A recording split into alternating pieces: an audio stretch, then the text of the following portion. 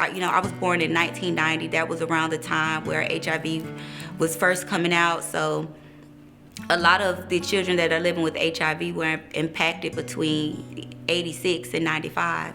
So as I was becoming an adult, so were most of the other children that were perinatally impacted and that lived in my community. Stigma for me first came from my family, which made me believe that, something was wrong with me, and I navigated in that for a long time. From about maybe 17 to 21, I didn't even have a high school diploma. I wasn't really interested in higher education. The services that I received and the government assistance that I received was enough for me in those moments. And it wasn't until I realized that, no one was gonna save me. At some point, I had to choose not to be a victim, and also stop self-stigmatizing and stop bringing myself down and thinking that I couldn't do more just because I was a person living with HIV. It was self-advocacy, and then it was using my story to help uplift and build others.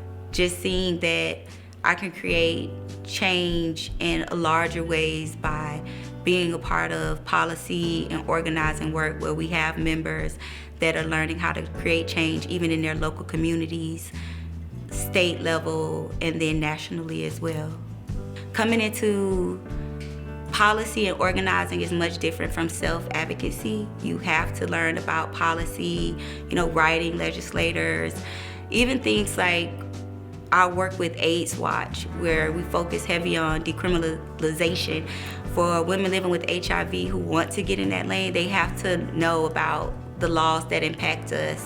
For me, I understood that if I wanted to see change, that I needed to get into spaces where I felt the most change came. Money makes a difference. Where the money is going, even to what organizations, how much money is, being budgeted for people living with HIV.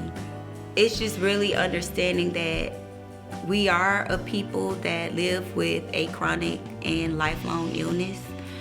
And when you're working with people living with HIV, that you should have a mind frame of that, you want to really work with and see these folks have balance, and these folks have equity in care, equity in pay, housing. You really aren't alone, and there really is community amongst us. You don't have to shout your status out. You can be private with your status and not feeling forced to be public, knowing that you can live a healthy life as a person living with HIV, and you don't have to be or want to be a face for it, and still get everything that you need and show up in service and in care and feel comfortable and feel uplifted and feel that even when you're not living out loud, that you're still living in your truth, and that's enough.